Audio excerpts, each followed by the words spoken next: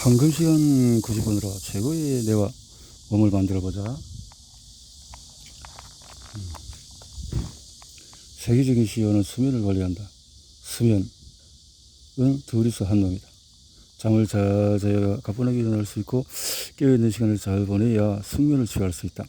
스탠퍼드를 비롯한 여러 기관의 연구자나 일본과 미국의 경영자를 봐도 성과를 내는 사람은 잠에 대한 의식이 높다. 그들은 이미 수면을 관리하기 시작했다. 직장인이라면 누구나 건강관리를 위해서 식사에 신경 쓰고 몸을 단련한다. 세계적인 경영자나 운동선수는 그와 동시에 수면을 중시한다. 최신 정보를 어느 정도가 빠르고 좋다고 생각하면 누구보다도 신속히 받아들인다. 마케팅 용어로 말하면 수면 전문가는 최신 지식을 낳는 이노베이터 이고 혁신 수용자. 세계적인 경영자나 운동선수는 얼리 어답터, 초기 체험자라고 할 수 있다. 얼리 어답터. 수면의학 연구가 발전해서 최신 정보를 손에 넣은 사람들은 수면이 각성시의 뇌와 신체 기능을 결정한다는 사실이 누구보다도 빨리 알아차렸다. 일반적으로 얼리 어답터는 전체의 13.5%, 얼리 어답터의 뒤를 잇는 얼리 저로터 전기 초정자는 전체의 34%. 일단 34%를 목표로 해보자. 얼마 전까지만 해도 잠이 곧 휴식이라는 낡은 인식이 버젓이 통용되었기에 지금도 여전히 쉬지 않아도 괜찮다라며 끝까지 버티는 사람도 있다. 이런 사람은 아마 잠이 중요하다고 아무리 말해도 귀를 기울이지 않을 것이다. 전체의 14%를 차지하며 오로지 현상 유지에 집착하는 사람은 레거드, 지각 수용자. 직역으로 말하면 굼뜬 사람인데 이들은 시대 변화에 흥미가 없고 새로운 것을 의심과 부정의 눈으로 바라보며 매우 보수적이다. 사회에 있는 이러한 성향의 사람들로 일정 수 존재한다. 여러분은 적어도 레거드의 일원은 아닐 것이다.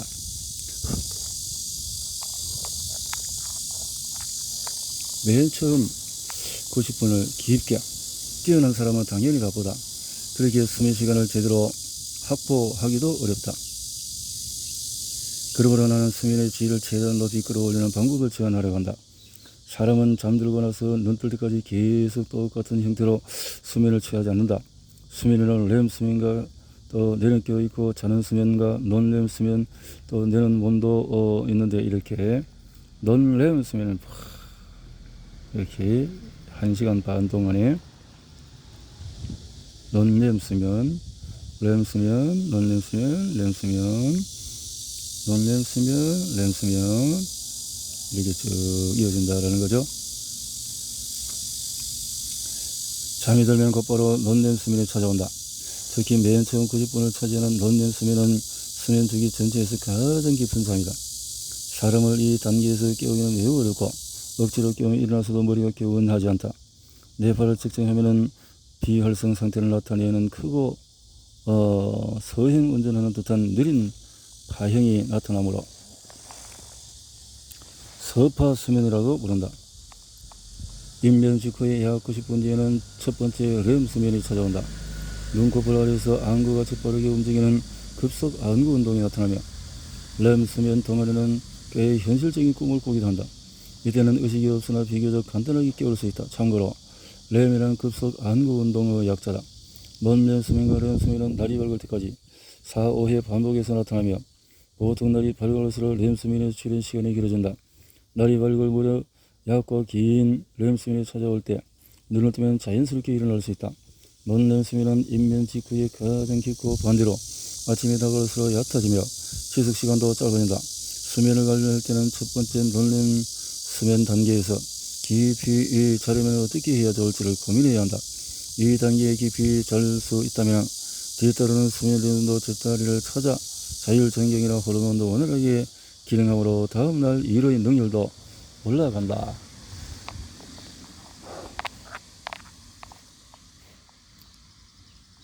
잠든 직후에 생성되는 최강 호르몬. 잠든 직후 90분은 수면의 골든타임으로 부르는데 이 시간을 말 그대로 황금이라 한다. 성장 호르몬은 첫 번째 논렘 수면이 찾아올 때 가장 많이 분비된다. 가장 깊게 자야 할 첫 번째 논렘 수면의 질이 떨어지거나 외부의 방해를 받으면 성장 호르몬은 제대로 분비되지 않는다. 성장 호르몬은 아이의 성장에만 관여하는 호르몬이 아니다. 성인의 세포 증식을 돕거나 정성적인 신진대사를 촉진하는 작용도 한다. 노화 방지에 효과가 있다는 사실 역시 널리 알려져 있다. 또 장시간 깨어있으면 자고 싶다라는 수면 욕구, 수면 압력이 커지는데 첫 번째 논점 수면에서 수면 압력의 대부분이 해소된다. 황금시간 90분의 질을 높이면 개운한 이 아침을 맞이할 수 있다. 그리고 낮 시간에 졸음도 사라진다.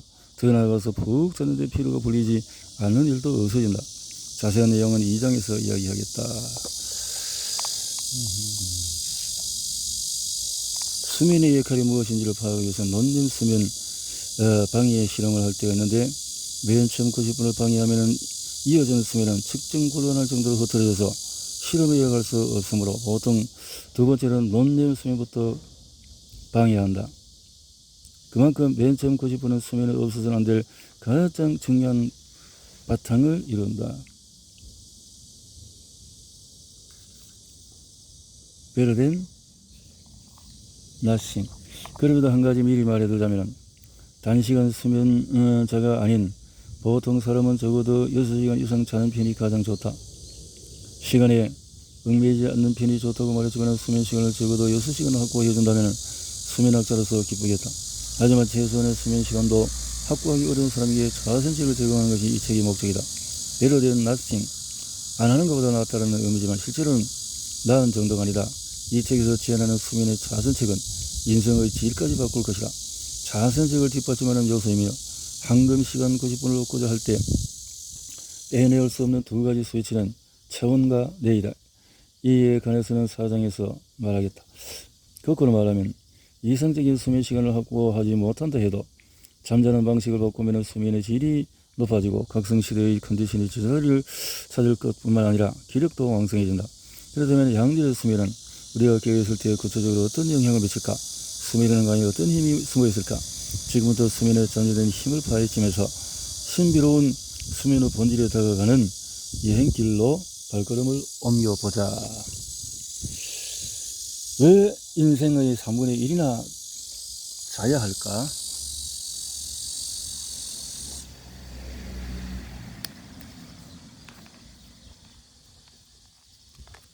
세계적인 경쟁자가 중요시하는 잠의 공통점. 정상급 선수일수록 잠이 까다롭다. 소치 올림픽에 출전한 일본인 선수 100명이 어떤 친구를 선호하는지 분석한 적이 있다. 선수들의 취향을 조사하고 나이와 분석을 의뢰한 것은 친구 제조업체. 자료를 보니까 종목별로 선수들이 좋아하는 매트리스는 확연히 다르게 나타났다. 몸집이 크고 근육이 탄탄한 봅슬레이 선수와 날씬하고 근육이 유연한 피겨 스케이팅 선수는 표현하는 기술이 전혀 다를 만큼 수면 취향도 달랐다. 전자는 단단한 매트리스를 선호하고 후자는 비교적 푹신한 매트리스를 선호했다. 이러한 선호도는 선수 간의 사람이 더 비슷하게 나타나는 체중이 무겁고 체격이 좋은 사람일수록 탄탄한 매트리스를 권한다. 선발전 대표 선수와 후보 선수를 비교하면 더 흥미로운 사실을 발견할 수 있다. 대표 선수는 후보 선수보다 수면에 훨씬 까다로웠다. 정상급 선수일수록 침구, 밝기, 실내 온도 등 잠잘 때의 환경에 뚜렷한 자신만의 취향이 있었다. 그들은 시합에서 최고의 성과를 내고 의욕적으로 기록을 형성하려면 깨어있을 때 열심히 훈련하고 식사에 신경 쓰는 것만으로도 부족하다는 사실을 잘 안다. 그렇기에 잠자리에 민감하고 항상 최적의 환경을 찾으려고 애쓴다. 정상급 선수의 확고한 취향은 승부를 향한 집념으로도 보이는데 이는 직장인에게도 해당하는 이야기가 아닐까? 영양가 없는 수면 정보에서 벗어나려면 종종 프로 테니스 선수, 메이저리그 선수, 스모 선수에게서 전화하거나 세계적인 CEO의 수면을 저절로 이해할 기회가 있다. 대화를 나누다 보니까 직업 인정 처일잃어버리는 아래와 같은 공통점이 있다. 자신의 전문 분야의 성과를 거둔다. 전문 분야를 넘어선 영역에서도 기본 통찰력을 발휘한다. 일을 처리하고 운영하는 요령을 안다. 성공하는 보편적인 방법을 안다. 탁월한 행동력을 보인다. 올바른 정보 수집 능력과 이해력이 무기이다. 푹신한 매트리스를 선호하는 사람, 단단한 매트리스를 선호하는 사람. 포인트, 체중이 무거운 사람일수록 단단한 친구가 잘 맞는다. 선생님이 해주신 조언 덕분에 수면의 질이 좋아졌습니다 라고 하는 사람들, 올바른 정보 수집 능력 이해력이다. 이유는 지식은 뇌의 수면을 돕는다. 수면 지식은 심각한 수면 장애도 도움이 된다. 일본과 미국에서 만성적인 불면 증상을 앓고 산 사람은 대략 20에서 30%. 그들 대부분에게 불면증 치료에는 수면제라는 인식이 있다. 지금은 부작용이 적은 좋은 약이 나와 있으나 문제는 중독성과 의존성입니다. 수면제를 계속 먹으면 복용량이 점차 늘어나서 약을 먹지 않는 날에는 잠을 이루지 못한다.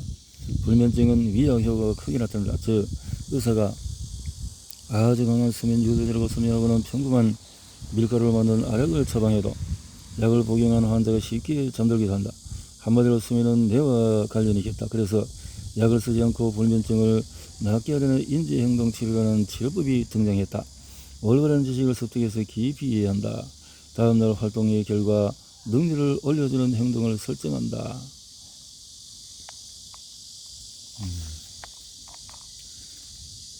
수면 임상의들의 말에 따르면 먼저 환자에게 수면 생리를 설명한 다음에 인지행동치료를 실시하면 효과가 높게 나타난다고 한다. 수면에 부여된 5가지 역할이다. 수면에 부여된 한밤중에 뇌와 몸에는 어떤 일이 벌어질까? 머리가 맑아져서 아이디어가 쉽게 떠오른다. 집중력이 유지되어서 사고와 정밀도가 높아진다. 몸 상태가 균형이 잡히고 가뿐해지면 오랜 시간 일을 몰두할 수 있다. 그래서 몰입을 할 수 있어요. 잠자는 동안 뇌와 몸에는 어떤 일이 벌어지는지 알면은 푹 잔다는 말이 어떤 의미인지 알 수 있다. 주로 5가지로 첫째, 뇌와 몸에 휴식을 준다.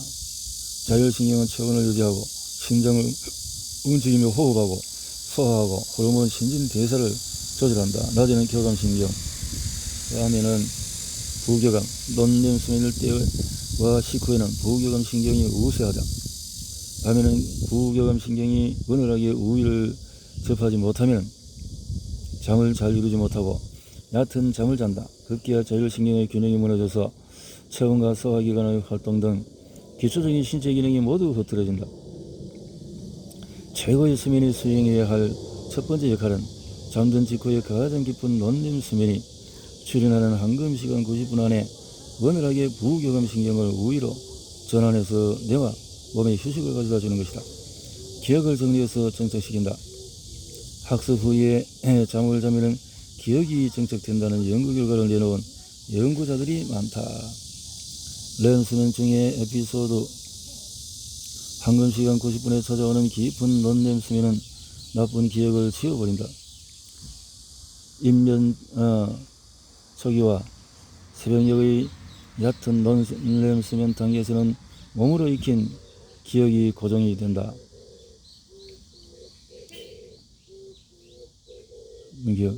인면 초기에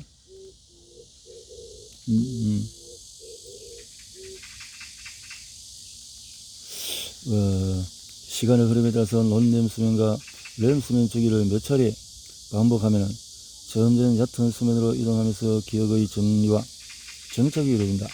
기억이라고 하면 보통 입력을 떠올리는데 나쁜 기억과 불필요한 기억을 잊는 것도 중요하다. 최근에는 인면 직후에 가장 깊은 논렘 수면이 찾아올 때 해마에서 DNA 표질로 정보가 이동하면서 기억이 보존된다는 보고도 있다.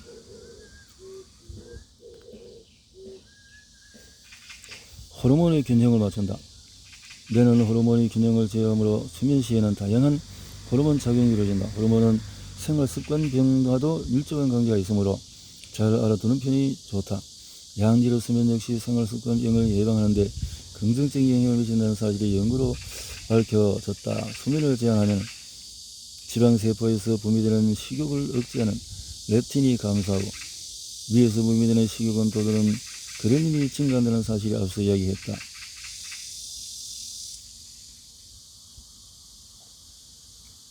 성장 호르몬이 황금시간 90분 동안에 가장 많이 분비된다는 사실도 앞에서 밝혔다. 면역력을 높여서 질병을 물리친다. 면역은 호르몬과 서로 영향을 주고받으므로 결과적으로 수면과도 깊은 관계가 있다. 면역. 수면의 역할 중에서 휴식은 큰 부분을 차지하므로 감기는 자면 낫는다라는 말이 면역력 향상과 휴식 중에서 일리 있는 말이다. 뇌의 노폐물을 제거한다. 뇌는 두개골에 직접 닿아 있다. 뇌 척소액이라는 보호액이 둘러싸여 있어서 넘어져 머리를 부딪혀도 뇌가 직접 뼈에 다 손상되는 일은 거의 없다. 자그마한 뇌의 수영장이라고 할 수 있는 뇌 척수액의 양은 항상 약 150ml로 일정하게 유지된다. 하루에 4회 총 600ml 정도가 재생성되어 6시에서 8시간마다 전부 교체된다. 새로운 뇌 척수액이 분비되어 오래된 액체가 배출될 때에 뇌의 노폐물도 함께 제거된다. 뇌의 노폐물은 신경세포 활동에 활발한 각성 시에 쌓인다. 깨어있는 낮 시간에도 노폐물 제거는 일어나지만 그것만으로는 노폐물에 쌓이는 속도를 따라잡을 수 없다. 그렇기에 뇌를 위하여서라도 취침 시간에 통합 관리를 해줘야 된다. 그렇지 않으면 치매에 걸릴 수도 있고 알츠하이머도 또 자가면역 질환도 수면과 다 관계가 있다.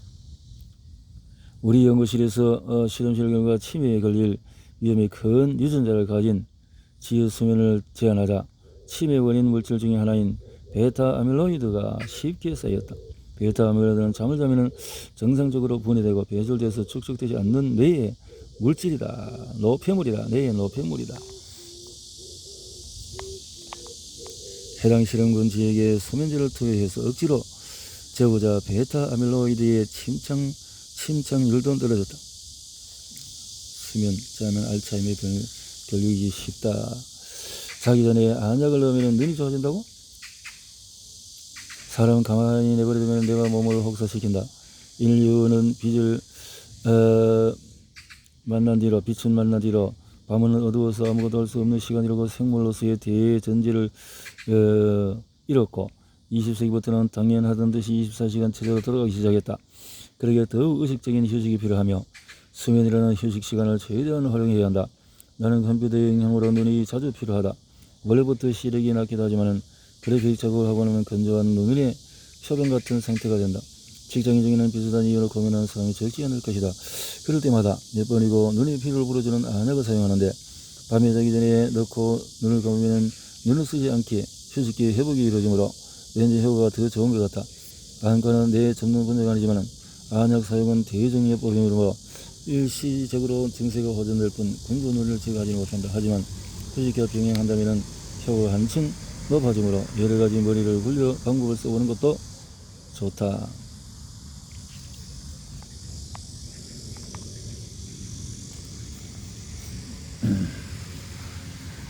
수면